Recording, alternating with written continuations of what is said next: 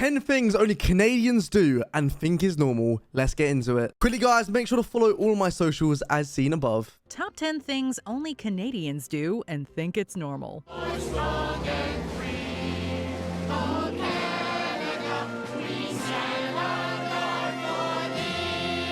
For this list, we're looking at aspects of Canadian culture that may appear unusual in other parts of the world, but are completely normal in the Great White North. And I should know. By the way, I should throw a disclaimer out there. A Canadian has actually asked me to do this. So, mate, I'm actually nervous about what I'm going to see. Oh, I am Canadian. I am Canadian! What do you think is the most unusual thing about Canucks? I actually have no idea. I have no idea. Number 10. Eat ketchup-flavored chips. Whether you call them chips... Wait. We're starting off with something crazy here. Ketchup-flavored crisps. I don't know whether to love it or hate it. I don't know whether to love or hate it. Look, disclaimer, I have ketchup. Like, a lot. Well, I probably have ketchup at 60% of the meals. If I have chicken or chips, I have to have ketchup with them. Or fish. And that is basically my meal every day, chicken and chips. So, I don't know if I'd like it, but then again, thinking as a chip, ketchup, it don't seem right. This, Canadians, this can't be true. Ketchup flavored, I don't know whether to love or hate it. I think that'd be disgusting. Chips or crisps. Canada is a Commonwealth country after all. Flavored potato chips are a common snack across the globe. Common. Crazy. Bro. From barbecue to bacon, plain, rippled, or even dill pickle, the flavors of this popular snack run the gamut. However, one flavor is notoriously famous for being available almost exclusively in Canada: ketchup. Why is it not anywhere else? That's what I want to know. Ketchup. Nicer than ketchup. Yeah, it is. The condiment-flavored treat is a huge favorite of Canadians. Favorite as well. And one that often confuses visitors from other countries. Yeah, I'm a salt vinegar fan its myself. origins are a little fuzzy, it was likely inspired by the long-standing pairing of ketchup and another potato-based food, French fries. It's the powder or the seasoning. Mate, I want to try one. Anyone from Canada, send these to me. It's one of many unique food items that many Canucks seem to long for. Number 9. Wear shorts in cold weather. Bro, you're crazy. Yeah, the stereotypes are crazy. true. Canadian winters can be bitterly You're crazy. cold. But what many may not know is that the climate goes extreme on both ends. The government of Canada issued a warning today about a dangerous condition that seems to be spreading farther north thanks to global warming. White guys wearing shorts all winter. Sure, some places might dip below minus 40 in the winter, but... Mate, it's so funny. But it's Canadian culture, surely. But, bro, I respect it. It's funny. Some summers can see highs You're crazy. of I wouldn't do 104 that. degrees Fahrenheit, or... Mate, what is hard about putting on a long pair of trousers? above 40 in Celsius, as Canadians would say. So with such a broad spectrum, it's no surprise that locals have acclimated to drastic changes in temperature. So much so that it's fairly common... To be fair, I do know it's very cold in Canada sometimes, so maybe I'm just used to it. ...to catch someone wearing shorts that you'd likely associate with warmer weather in the winter. It's minus 20 out there today. Why, in good heavens, are you in shorts? I'm in shorts, yeah. Why is the big question? I guess I like the cold. After enduring a heavy cold for several months, some residents will break out the shorts and walk outside in sub-zero temperatures. No one's going skiing like that, but you may very well see someone walking to the store in the snow in shorts and sandals. That's a little bit strange, but fair enough. That is mental. Give their coins unique names. In 1987, a gold-colored coin was introduced to eventually replace the Canadian $1 bill.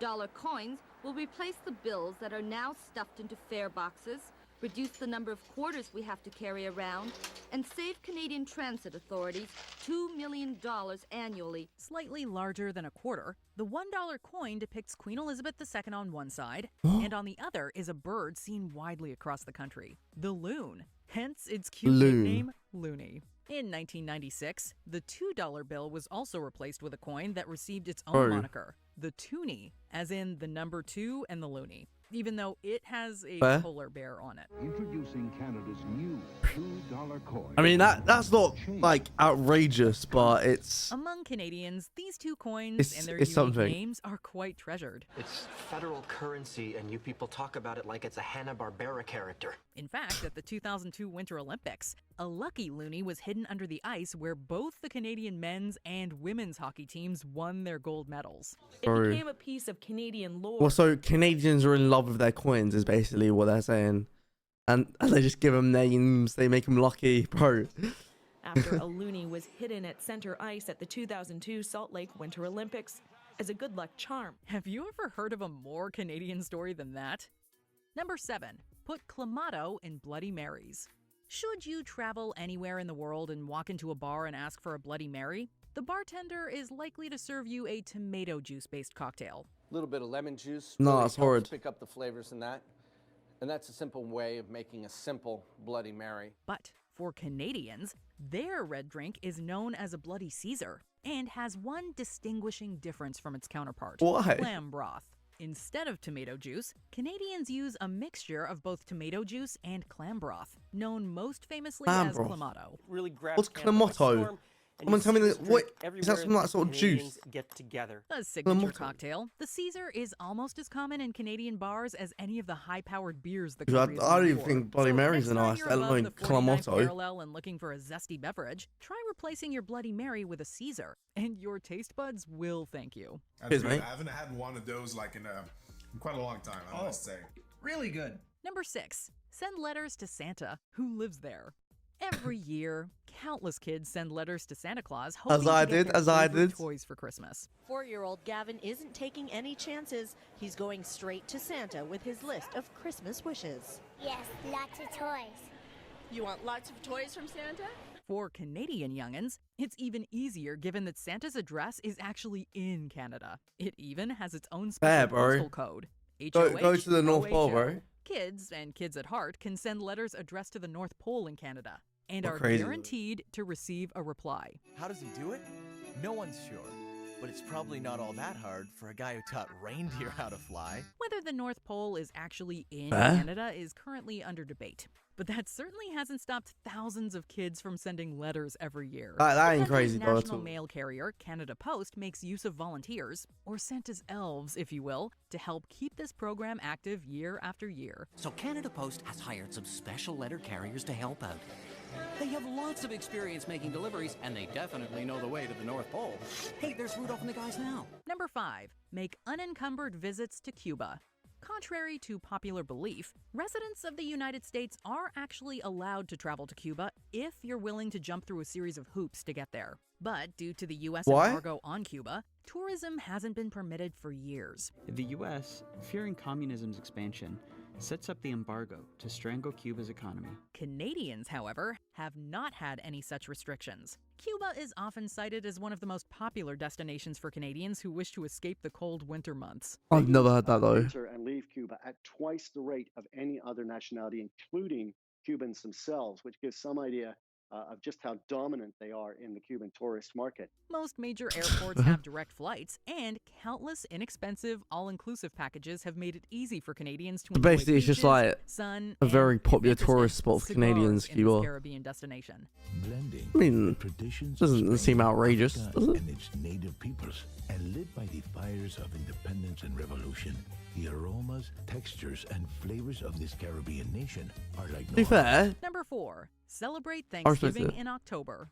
A holiday to celebrate Right, okay, the well, harvest is firstly, being English, we don't have Thanksgiving as a whole, so not that I would really know, but I kind of get what it is. But having it at a time where it's very cold, the smartest.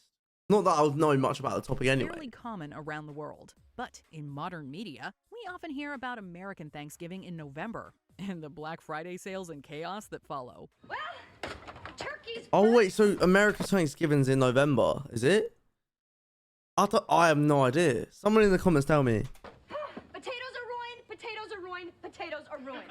For Canadians, the same Thanksgiving holiday is actually celebrated in October. Why just have it on the same day? You guys are weird. You pronounce Canadians, why not just have it on the same day as everyone else?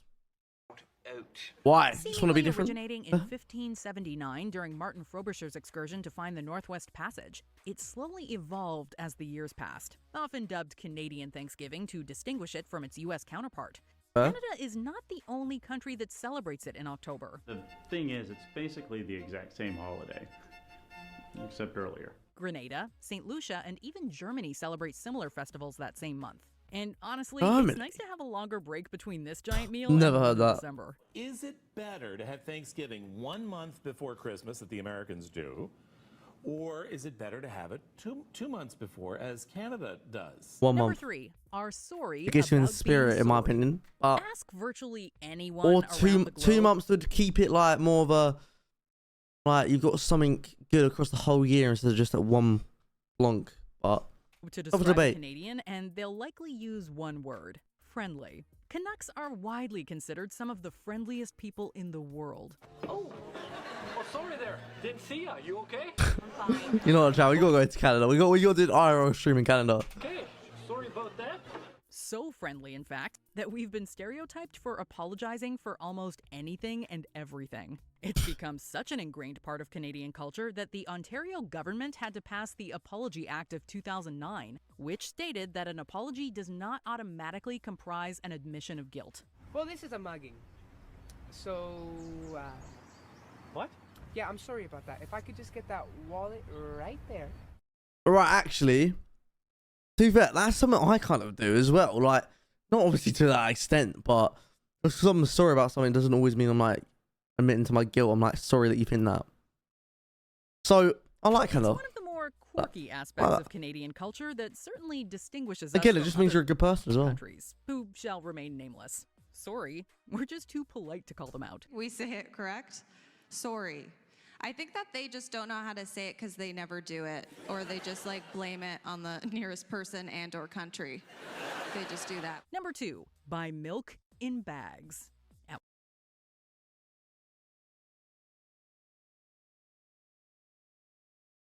I'm sorry, what? You buy milk in bags? And that looks like a pain. You got to rip the bag open in the corner, pump it in your thing you've already got, take it out after. Whereas one, you just go down the shop, get a carton of milk, undo the lid, pour it, put it back on, dump it when you're done. Why? You're being difficult for no reason. At one time, the milkman came to your house and dropped off your bottles of milk. Oh, it's only the milkman. Hey, maybe I should be a milkman. As cartons became the norm, people got used to buying them in stores. For Canadians, the shift from the imperial measuring system to metric also brought something new: milk in bags. That's dumb. You're going to get that everywhere. Surely it spills out everywhere. Why is there no As lid? companies were shifting Once you've all of their opened it. containers to new sizes, milk bags were easy to change. Quickly enough, bagged milk became quite popular and is still widely used today. Canadians aren't the only ones who use it either. You know, if you want to save some for yourself, you can always just kind of Bro, why would you do that? like sucking on a teat. Quite literally, actually. China, Israel, South Africa, and even Argentina all make Right. use of the arguably more environmentally friendly container. But cut that corner hole too big and you are in for an utterly disastrous bowl of morning shreddies. Your milk Exactly my points. Before we continue, be sure to subscribe to our channel and ring the bell to get all of them. If you're Nope. on your number 1, sing national anthem in both languages. Fun fact, the original O Canada national anthem was actually written in French and then translated to English in 1906. Oh, Canada, our home and native land. And since then, the lyrics of the anthem have been updated occasionally to reflect the changing times. But one thing that hasn't changed is how both English and French are frequently intermixed during public Oh performances. yeah, because isn't like Canada and Canada like half English, half French speakers. Well, it makes sense, but it must be fucking annoying and confusing.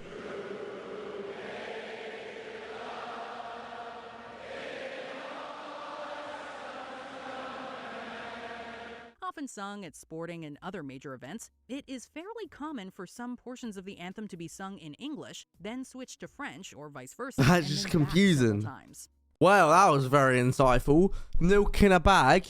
It's crazy. Anyway, guys, thank you so much for watching today's video. Hope you enjoyed. Make sure to like and subscribe, and I'll see you over on my Twitch live every day. See you there.